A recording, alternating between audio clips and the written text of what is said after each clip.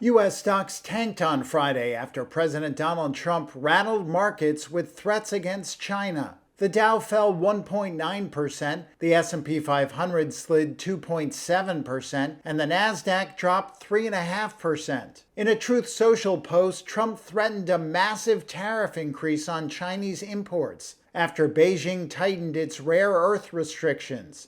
That was at 10:57 a.m. The Dow experienced a steep fall-off a few minutes later.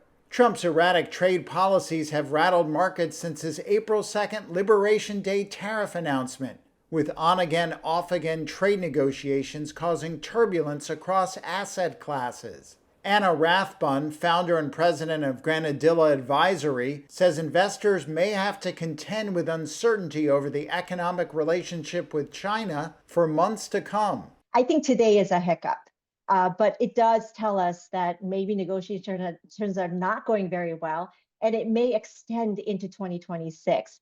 Liberation Day was April 2nd, early April, right?